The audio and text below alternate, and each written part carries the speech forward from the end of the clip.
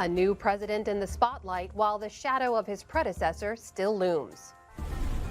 So help me God. Congratulations, Mr. President. Joseph R. Biden is sworn in as the 46th president of the United States. President Joe Biden has called upon us to summon now the courage to see beyond crisis. And Kamala Harris, his barrier-breaking vice president, pledging to reunite the republic. Democracy is precious. Democracy is fragile. And at this hour, my friends, democracy has prevailed. And renew the fight against COVID. Our national plan launches a full-scale wartime effort to address the supply shortages. As President Biden gets to work, lawmakers are still working to impeach his predecessor. A trial will be held in the United States Senate, and there will be a vote on whether to convict the president. Next. This is Washington Week. Good evening and welcome to Washington Week. I'm Amna Nawaz. Before this week's inauguration of President Biden and Vice President Harris, there was the insurrection incited by former President Trump. Just over 2 weeks ago, the Capitol was a crime scene, breached and defiled by a violent mob. This week, a different scene. Those same steps were the site of an historic, peaceful transfer of power. Joe Biden took the oath in a fortified city and spoke before an empty National Mall closed over security concerns and to prevent the spread of COVID-19.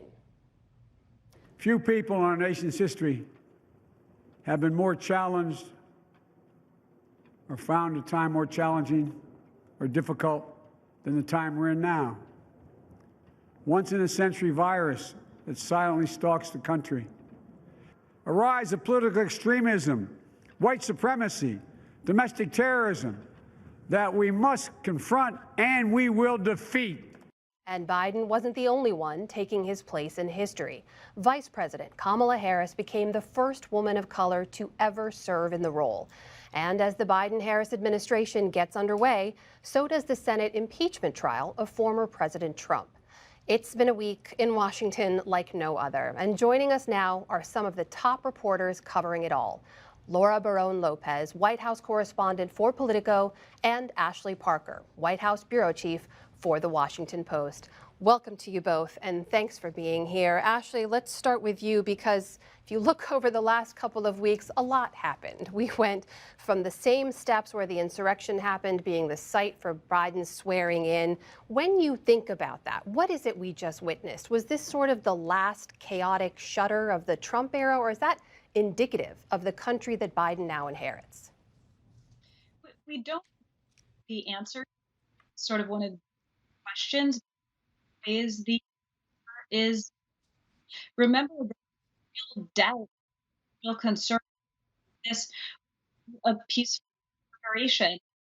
Luckily, there were also thousands of national groups at the Capitol where it's where actual live was locked down. I think one Tom's attempt, Donald Trump, Sintra, not have access to Twitter and of social media, and the still out. What power command after President Ethan when to wield it? We haven't do that yet, partially because of violence, but Republicans very continue to grip over.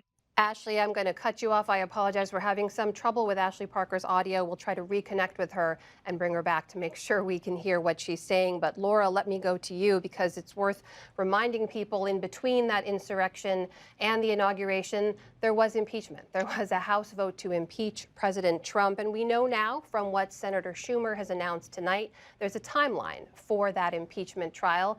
We should also remember that President Biden's inaugural address was centered around this idea of unity and moving forward together. Does that effort towards accountability for President Trump, does that complicate Biden's plan for unity moving forward? Well, I think, Amna, that these things don't happen in a vacuum. And so as President Biden and his administration has said, they're arguing that the Senate can multitask. If you've been a Hill reporter like I have been for nearly a decade, you constantly hear lawmakers say that they can walk and chew gum at the same time. And so Biden, knowing that, is, well, not trying to actively encourage any Republicans, so far as we know yet, to vote to convict Trump. He's taking this hands-off approach, but a White House Press Secretary Jen Psaki did say over the last few days that they think that the Senate can not only carry out the impeachment trial, but also get to work on confirming his nominees and the legislative agenda that Biden is hoping to press forward. And joining us now, I want to welcome to the conversation Errin Haines, editor-at-large for the 19th News. Errin, welcome back to the show. We're talking about this moment in time where you have an impeachment trial for the previous president moving forward at the same time the Biden administration is trying to get its agenda off the ground. There's a bit of a split screen, a bit of a jarring moment happening in U.S. politics right now. How are you processing those two truths right now? Well, I think that it speaks to the divided reality that we are in as a country as this new administration takes office and attempts to govern. We obviously have already seen three very dramatic Wednesdays in the first three Wednesdays of this year. And, we don't know what's going to happen next Wednesday. That's just how uncertain the times are that we now find ourselves. But, what I wrote on Inauguration Day really spoke to the idea of even as, the president and vice president are calling for unity and healing in this country, we are still very much in what Joe Biden campaigned on, which is a battle for the soul of America. And you're seeing women at the forefront of that battle on both sides of the aisle, whether we're talking about, newcomers to the Democratic or Republican Party, or the veterans that are, part of the more traditional parts of the party. That what they are saying is that unity and healing is not a conversation that can happen without, some accountability and acknowledgement and recognition of the events of the past several weeks, but also the past few Wednesdays before, people can talk about really coming together and moving forward to govern and also unite what is still a very fractured and fragile electorate. Laura, it's been so interesting to see President Biden is really keeping his distance from the whole issue of impeachment. White House Press Secretary Jen Psaki has been asked about this time and again and has said time and again he is deferring to Congress on how and when to move forward on this. But when you look at his legislative priorities, clearly pandemic relief is top of mind, right? He has been talking about it relentlessly for the last couple of days. Just today, we saw him sign a couple of more executive orders aimed towards providing economic relief for people who need it in the pandemic. And he was talking about the economic and the moral imperative of the moment for Congress to act. Take a quick listen to what he had to say today. We will not let people go hungry. We cannot let people be evicted because of nothing they did themselves. They cannot watch people lose their jobs, and we have to act. We have to act now. Laura, the pandemic is clearly the single biggest crisis President Biden inherits now. You and your political colleagues hosted a series of conversations with mayors from around the country. What is it that they want and need from this administration when it comes to that relief? Yeah, they're talking about having a clear message from leaders at the top. So one that is a whole of government approach, and that's something that we did not see in the previous administration, with mixed messages that came from the Health and Human Services Department, the Trump administration itself, what coming to when we're talking about masks and the use of wearing masks, when we're talking about social distancing, there was mixed messaging across the board. And so what a lot of the mayors were saying was that to have someone that is following more of the science, that is also leveling with the American public and saying that we are nowhere near the end of this pandemic, and that there are going to be harder times ahead, potentially before we reach the end of the finish line with this disease and the loss of life that could be incurred because of that. So that was a lot of what they were saying, a really all-hands approach in terms of vaccine distribution, and that they wanted to be able to communicate well with each other, whether that's at the federal, state, or local level, to also assist other cities, to assist other states in terms of making sure that the vaccines reach people in a speedy manner.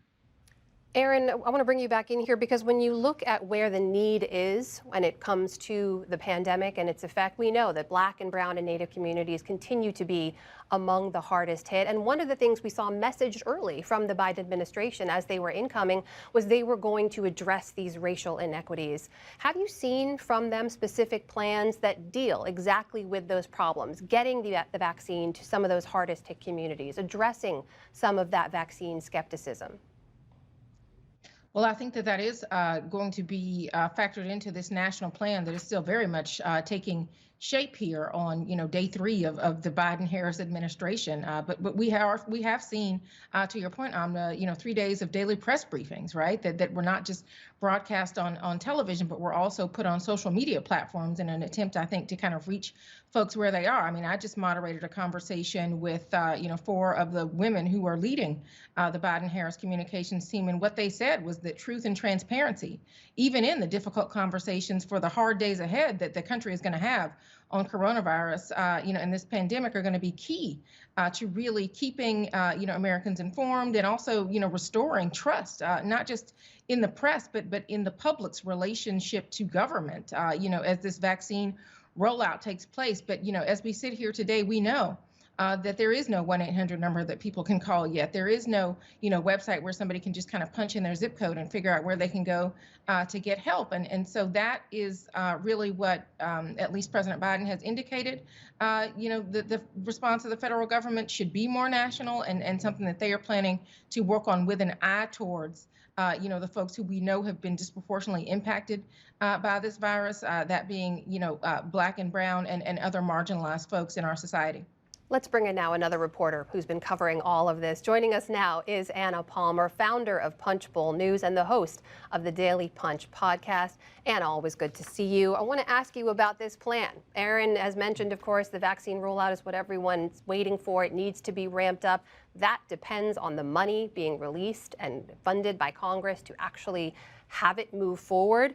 The Biden proposal so far, a massive $1.9 trillion plan. He says he wants bipartisan support to move that forward. What are your sources telling you? Is that going to happen? Certainly the president wants bipartisan support, but so far he is not finding much support in the Republican camp. His administration is going to be reaching out to this, what we're calling the Sweet 16 bipartisan group in the Senate, where you have Republicans and Democrats trying to come together to try to form some kind of unity in the middle. So far, there's been a lot of skepticism by Republicans that you might think would potentially be open to a bipartisan deal. Senator Mitt Romney of Utah, for instance, Senator Lisa Murkowski of Alaska, skeptical of not only the price tag, but also the timing. The fact that Congress just passed a massive bill before the holidays, and wondering if now is what is needed to do that. There's going to be a lot of room that he is going to have to make up. And I think the president isn't Pollyannish about this. If this doesn't happen, if Republicans don't come together on COVID relief in the next couple of weeks, you're going to see him move very quickly to do a Democratic bill through a policy kind of situation called reconciliation, where they can move legislation without the need for Republican votes. Laura, what about the pressure from his own party? We're talking a lot about how Republicans will work with him, but you've got pressure from progressives saying, forget bipartisan support, act quickly. Now is the time to act boldly and move forward. How is that weighing on President Biden right now? Well, so far, there's no indication that he's going to pursue some of the biggest wish list items that progressives have outlined for him, particularly through executive order. A lot of progressives say that they would love for Biden to use his executive authority to forgive up to $50,000 in student loan debt, that they say that he can just do that with the stroke of a pen. Biden has made clear since well before he assumed the presidency that he does not think that he has the authority to do that through executive order, has said he doesn't want to use executive orders in that way. And so he's saying, Congress, it's up to you. And he supports forgiving some $10,000 in student loan debt. So there's a number of wish list items like that progressives certainly want. And Biden is saying the way that he wants to pursue that is through Congress. Now, the question again also that a lot of progressives have on their mind is, how long is Biden going to wait and see if Senate Republicans in that 50-50 Senate are going to work with him, and whether or not things can actually move through reconciliation. And so that's when we enter questions about, are Democrats actually going to pursue getting rid of the legislative filibuster tool so that way they don't have to rely on Republicans to push through that agenda? Well, when it comes to getting moving on some of those agenda items, President Biden wasted no time getting to work on day one, signing a slew of executive orders on immigration, on the environment, and the pandemic right after being sworn in. And on Thursday, Biden did something that President Trump had long resisted, invoking the Defense Production Act to speed up production of vaccines and the supplies to deliver them. Biden also rejoined the World Health Organization and issued a mask mandate on trains, planes, and in federal buildings. Another sign of the changing times, the Biden administration rejoined the Paris Climate Accords, halted construction of the border wall, and ended the so-called Muslim ban, all signature Trump administration policies. So guys, I think Anna is still with us now. When you look at these priorities, I know Punchbowl News obtained documents that outline those first 100-day, those crucial first 100-day policy priorities. Democrats just have the majority on Capitol Hill. So what are the real priorities among all of those lists? And how is he going to get this done? Anna? Yeah, he clearly wanted to lay out a plan and have each day by day what they were going to do. A lot of it has to do with COVID relief. I think we saw the president signal today. Really, that's the message of pulling on the heartstrings of Americans about the need for COVID relief, not only for the pandemic, but also the economic crisis that he is entering into. And so I think that is going to be the massive focus. Yes, he did things along the way with the Paris Climate Agreement and other things. It was really a signal to the world stage about there's a new leadership in town. But it's going to be all COVID, economic relief, potentially something with infrastructure to try to kind of stimulate the economy somewhat. But that's going to be the massive focus for him, and it's going to be a real challenge. I think Ashley Parker from the Washington Post has rejoined us now. Ashley, I want to ask you about something that candidate Biden ran on the whole time, saying it was his relationships in the Senate. That's what he was going to bank on to be able to stop the gridlock in Washington and push things through. When it comes to some of these key legislative items right now, what do we know about how much he's doing behind the scenes, who he's calling and what he's saying? Well, one thing that came up in the briefing today that was somewhat surprising was that his team has been tasked with a lot of outreach. So you had Brian Deese talking about reaching out to a bipartisan group of mayors, talking about an upcoming call on Sunday with a group of 16 Democratic and Republican senators. But it is unclear, for instance, exactly what that personal touch Biden promised is happening and when we're really going to see it. And one sign that is potentially disconcerting for the Biden folks is that if you look at his big ticket items that Anna was just discussing, and you look at some of the Republicans who you would expect for him to get, and frankly, you absolutely need for him to get, someone like Senator Susan Collins, someone like Senator Mitt Romney, even they are already expressing some skepticism and reluctance to key portions of his COVID relief bill. And so these calls for unity are aspirational and they are important, but he is going to have to find a way to go beyond simply that to actually make these bipartisan connections and muscle something through Congress. Errin, when you look at the calls for unity, they're complicated somewhat by the calls for accountability, especially after the insurrection earlier in January. And there's a real divide, we should point out, within Republicans. You have someone like Mitch McConnell who has accused Trump of provoking that insurrection. Then you have the number 3 House Republican, Liz Cheney, voting to impeach the president. What is the thinking behind this divide in the Republican Party right now? Errin? Well, Amna, with President Trump out of office, the future of the Republican Party and the direction that they are going to go in is very much in question. I mean, you had Marjorie Taylor Greene, in the wake of Joe Biden being inaugurated, calling for his impeachment. And you have, folks like another freshman, Lori Berbert, who is wanting to carry a gun onto the House floor.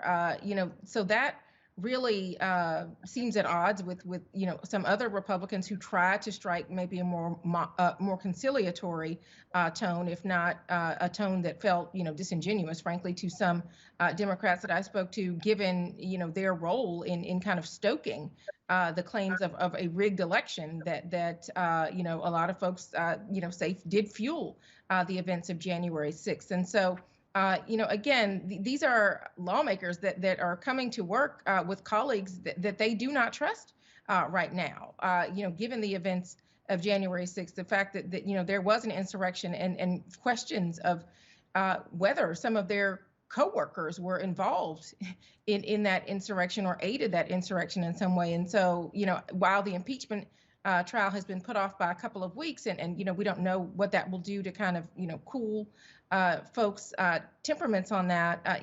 This is something that still is out there, that still is unresolved. Not just for the American people, but also for these lawmakers that have to find a way forward together, and how they do that without addressing the events of that day is really unclear. And Anna, I should mention, I failed to mention earlier, of course, Kevin McCarthy has said that impeachment is a non-starter, that it just works to further divide the country. That's the divide for the GOP right now. But what about Democrats? Very briefly, is there a political consequence for them if they don't work towards accountability? I mean, I think this impeachment question is going to hang over them for the next couple of weeks until it goes through the Senate. I don't see enough Republicans coming on board for that at this point. You see a lot more Republicans questioning whether it's constitutional to try to impeach a former president and not a sitting president. The concept of accountability for Democrats, I think, is going to be, to Laura's point, around what the progressives want. That is where the energy of this party is. That is who got Joe Biden elected, and they want change. We had 4 years of Republicans and Donald Trump doing things their way. I feel like it is time for Democrats to move forward with their agenda and stop worrying about whether or not Mitch McConnell's going to come along for the ride. Ashley, when you look at the impeachment schedule ahead right now, it looks like Mitch McConnell got that delayed timeline. It looks like it will not begin the trial in the Senate until about February 9th. What did Democrats get in return? Well, Joe Biden was asked sort of in general terms about that timeline, and he said, he seemed to imply that he's happy for that as well. He's happy to have, as he said, a little extra time to get his government up and running. The Biden White House kept on saying, and it is technically true, that senators can do two things at once. They can, chew gum and hold an impeachment trial, or chew gum and confirm the president's nominees. But what Democrats got in some ways was also more time to push through some of Biden's cabinet nominees. Mm-hmm. So we see now the Biden administration working hard to get underway. I can't thank the four of you enough for joining me. That is all the time we have for tonight. Thank you for joining us on this inauguration week, and thank you to our incredible reporters, Laura Barron-Lopez, Errin Haines, Anna Palmer, and Ashley Parker. To end this week's show, a little bit of hope as America begins to write her next chapter.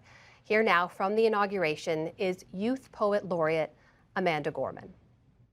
We will rebuild, reconcile, and recover in every known nook of our nation, in every corner called our country. Our people, diverse and beautiful, will emerge battered and beautiful. When day comes, we step out of the shade, aflame and unafraid. The new dawn blooms as we free it. For there is always light, if only we're brave enough to see it, if only we're brave enough to be it. Can't think of better words to end this week. Thank you to Amanda Gorman. For more on Joe Biden's inauguration and this historic week, make sure to watch the Washington Week Extra. That's streaming on our website and on our social media accounts. I'm Amna Nawaz. Good night, and please stay safe.